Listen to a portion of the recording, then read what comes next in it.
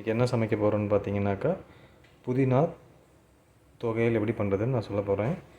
கொத்தமல்லி புதினா வந்து ஒரு 2 கட்டு வந்து நான் இப்போ நல்லா ஊற வச்சுருக்கேன் தண்ணியில்.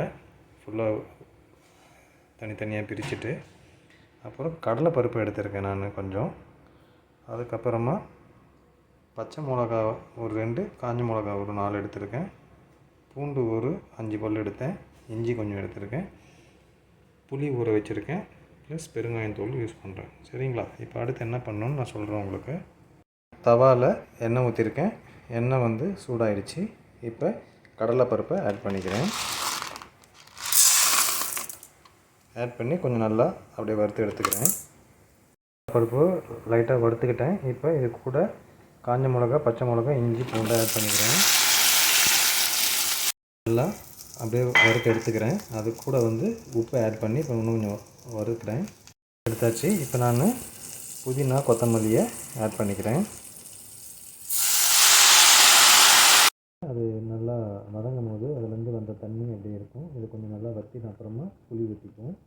தண்ணி நல்லா வற்றிடுச்சு. இப்போ நான் வந்து புளி தண்ணியை ஆட் பண்ணிக்கிறேன்.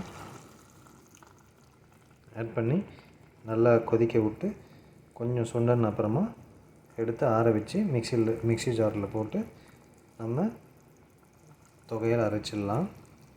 புளி தண்ணி ஊற்றி அதுவும் ஓரளவு சுண்டிடுச்சு. இப்போ நான் இதை ஆஃப் பண்ணிவிட்டு ஆற வச்சுக்கிறேன்.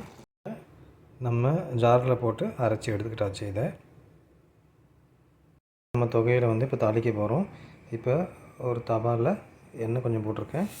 கடுகு, உடைச்ச உளுந்து ஆட் பண்ணிக்கிறேன்.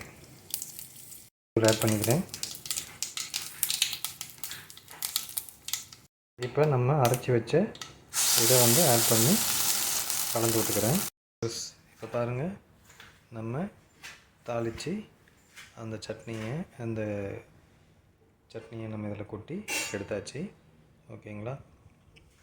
இதே மாதிரியே நீங்கள் புதினா தொகையல் பண்ணி பார்த்துட்டு எப்படி இருந்ததுன்ட்டு கமெண்ட் பண்ணுங்கள். வீடியோ பிடிச்சிருந்தால் லைக் பண்ணுங்கள், ஷேர் பண்ணுங்கள், என் சேனலை சப்ஸ்கிரைப் பண்ணுங்கள். தேங்க்யூ ஃபார் வாட்சிங்.